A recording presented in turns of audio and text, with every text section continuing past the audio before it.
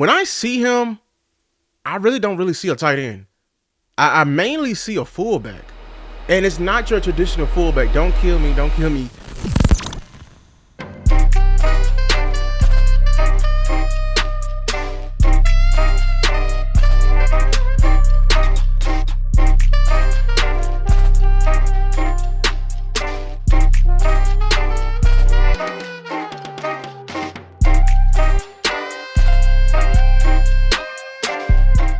The tight end position. This position is the pinnacle of what a mismatch is supposed to do.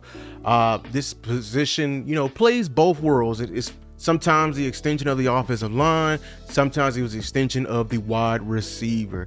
But man, in this 2025 draft, this tight end class, and I will say, is very, very underrated.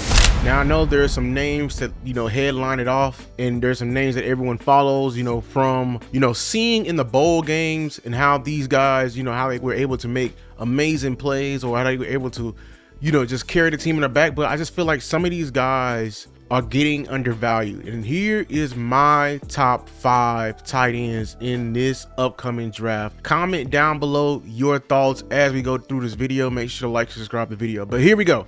At number 5, I have Elijah Arroyo. I think I got his name right. Out of Miami, standing about 6'4", 245 pounds, wearing number 8. On the year, he had 35 receptions for 590 yards and 7 touchdowns. Now, the type of receiver, he's obviously going to be an extension of your wide receiver core. And he does it very well. I believe he's a vertical threat, and he thrives in that vertical threat. I believe he has enough wiggle, and he's most dangerous when he can have momentum going towards the defender, going towards the safety or linebacker, etc. And he can get in and out his routes in that way. So he flourishes in that corner route, the post, the streak wheel. He just puts pressure on a safety. He does that very well.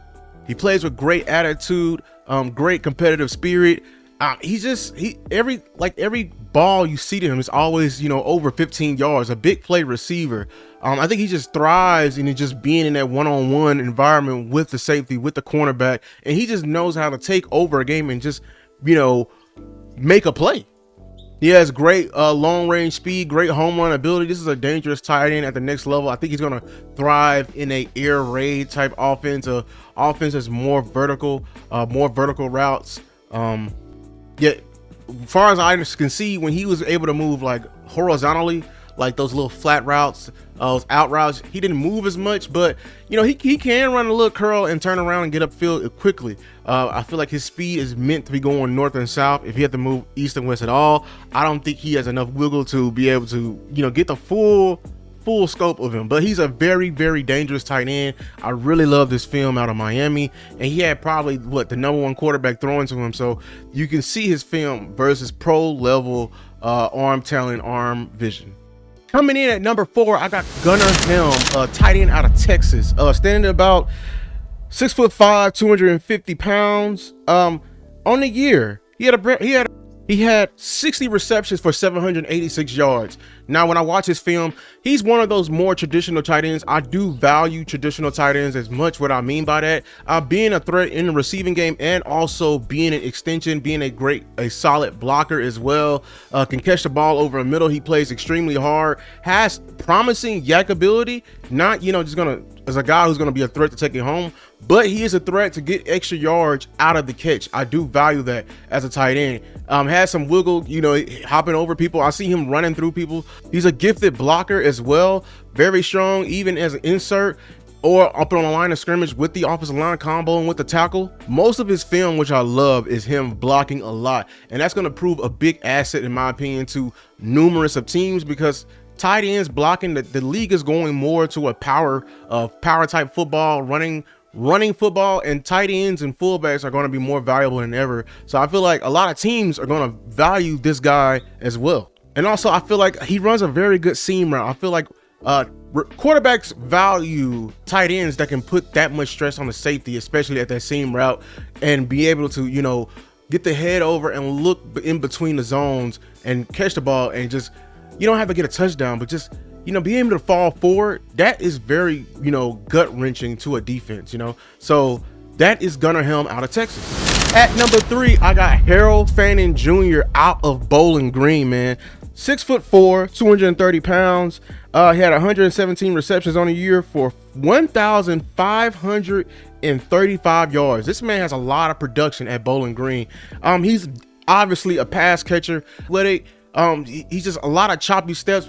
You can see him a bit heavy footed, but he gets the job done. He's and the defense is getting wore tired. That's when his superpower kicks in and he becomes more and more dangerous. Build as a tight end, that overly athletic build, but he got the job done and he will hurt you in chunks. And he was also a receiving threat. Man, Harold Fanning Jr. just reminds me of that guy. Shout out to Harold Fanning Jr. At number 2, it's going to surprise some people, but you got to turn on the tape to see it. I have Mason Taylor, tight end from LSU.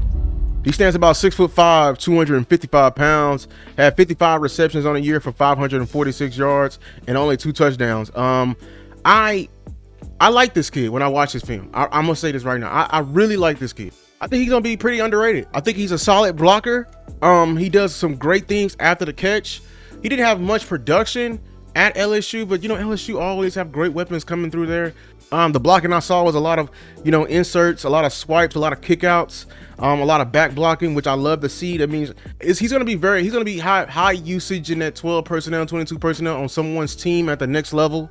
I believe he's just technically sound within his routes. He knows when to sit down on the vertical routes, know how to sit down in the zone. I think he's one of the most, he moves well in space as well, moves very well in space. And I think he's just one of the most technically sound tight ends in his draft. I value the traditional tight ends. I do. There's a lot of different archetypes of tight ends, but the tight end that can do both in the passing and the run game, I value the most. And that's Mason Taylor out of LSU. And that number 1 with this list of mine that has not been traditional to everyone else, but I have Tyler Warren, tight end out of Penn State. Stands about 6'6", 261 pounds, had 100 receptions on the year for 1,230 yards. This is going to be a wild take, everyone, but when I see him, I really don't see a tight end. I mainly see a fullback. And it's not your traditional fullback. Don't kill me. I see someone who had the offense, catered to him to a very high degree. He's a footballer. I'll give you that. He's a huge footballer. He can show his stuff after the catch. Very good, very athletic, very special after the catch. As far as the traditional things go, I don't really see him doing much of that, but I don't, denounce the ability that he can't do that. I just think he just does well on the move. So whatever, I view him as a use check, just a tad bit. He would still thrive today, as a tight end. I just think I view him more as a weapon for the correct system. Like I said, I think he's a Swiss Army knife. Slightly shorter on film. On film, I see him, succeeding in a lot of wheel routes, a lot of scissor concepts. So things that traditionally that, can get him open, can get him natural separation, he thrives in. But with him with the ball in his hands, he is very, very special. I do not question that. And I think he's going to be a solid football player in this league. He's going to go very high in this draft. But that's just my take on it. Let me know down in the comments. What do you think? Do you think he can be a traditional tight end, or do you think he can be just a Swiss Army knife? But that's Tyler Warren. And I just wanted to add in one more guy for, an honorable mention.